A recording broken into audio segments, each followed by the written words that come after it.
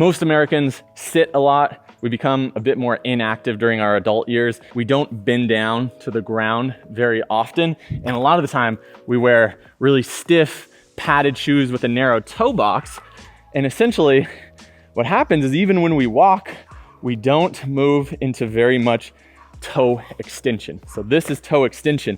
And the importance of this range of motion is that it keeps your Achilles in the right length tension relationship. So if I lose my ability to extend my big toe, then bending my ankle forward becomes really hard. My ability to sit down into a squat becomes very challenging. I'm losing mobility. Now, the other thing that big toe extension does is it actually turns on your arch and stiffens your foot, because this is what naturally happens when we walk.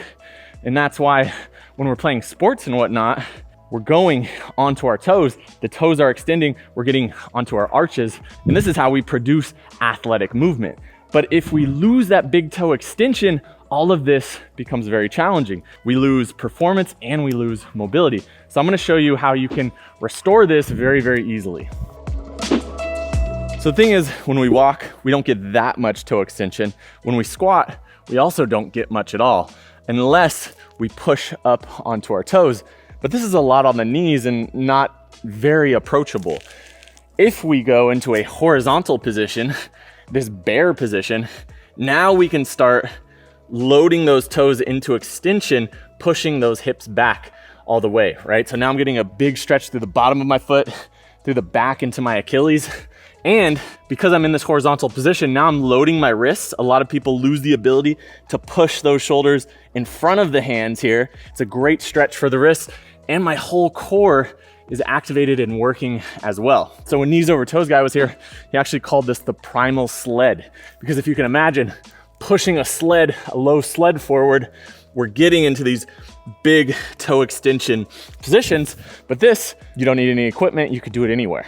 I get really interested in the transferability of this position into a deep resting squat, because I think that this works really well for nourishing this position and getting it deeper. I had this realization years ago.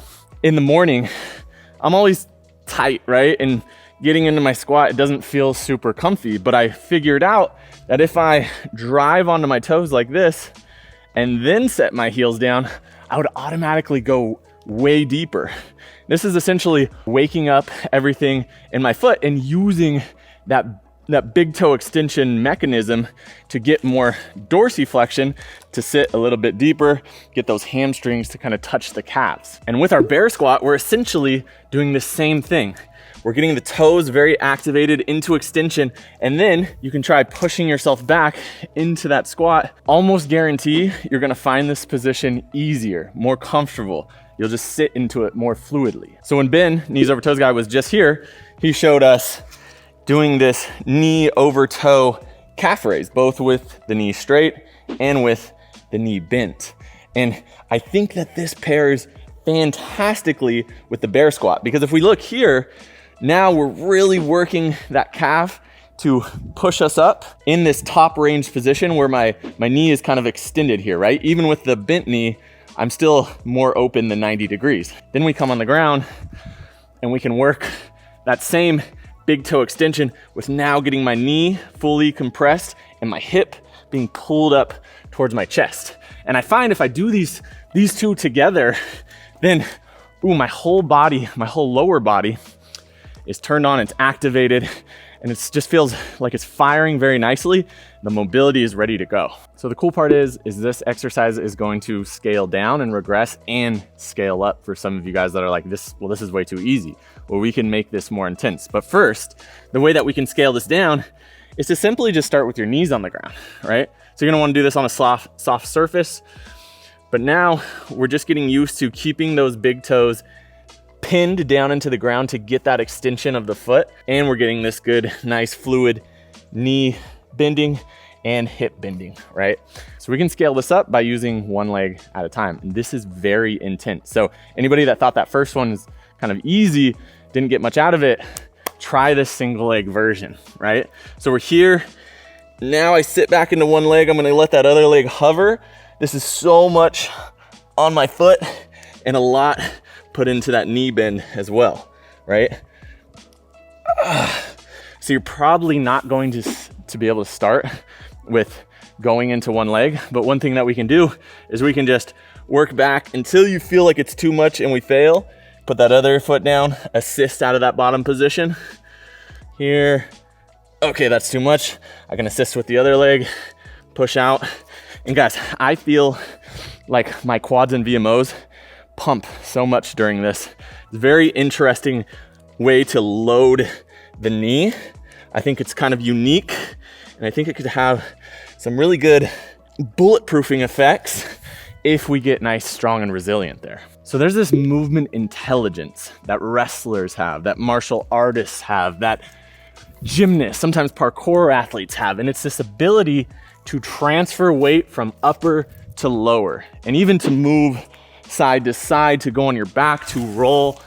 This is this like next level of body awareness that I didn't have. I grew up playing baseball, played a lot of basketball, so I was good on my feet. I was good with hand-eye coordination, but I started to see this ability really exposed in myself when I hung out with friends who were wrestlers or who did BJJ.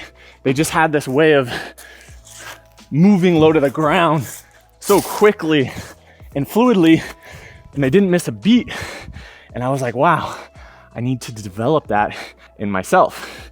And this is the other side of what I think the bear squat, horizontal squat does for you, is it starts to get you comfortable in this movement quality that wrestlers, martial artists have, where we can kind of bounce from shoulders to legs. So I'm gonna show you a movement here that you can do to start to build this body awareness in something that's kind of fun and creative. So if we just rock back here, we get all the practical benefits. If we push a sled, you know, these are kind of like gym ways of training your body, but then we have this movement exploration where we can get all those effects, but also kind of find some flow and get lost in our movement.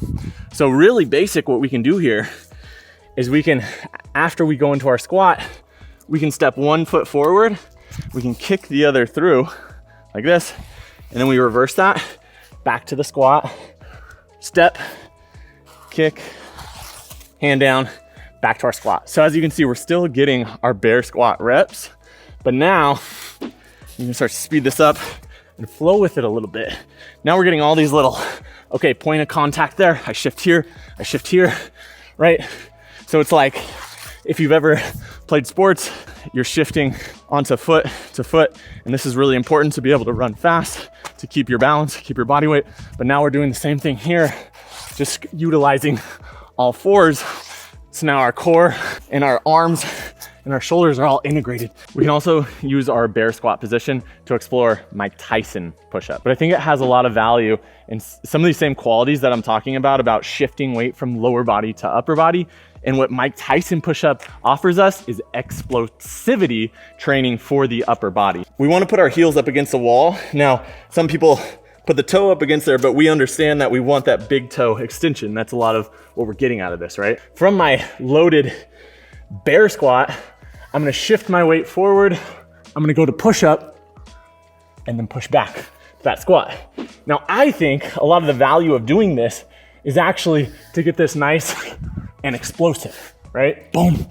Because we have this really unique horizontal trajectory, and we're essentially getting used to, boom, pushing ourselves back with that upper body. The cool thing is you don't have to stress out about going and rewriting your program to put these in there. Think of these as a movement mobility tool that you can use as your warm-up for a session or as a movement snack throughout the day. This literally only has to take 2, 3, maybe 5 minutes. So for me, I usually warm up with most of my sessions, getting my feet like this and then working through some of these kick throughs. I combine that because I was inspired by Ben when he was here with doing some of these knees over toe calf raises. I'll do one set to burnout to where I'm feeling like really pumped in these areas and I'm ready to go train. Injuries become less and less. Mobility becomes just something that, you know, you naturally have rather than having to work at it really hard to get it. Enjoy the gains as always. Uh-oh, Baba. Woo!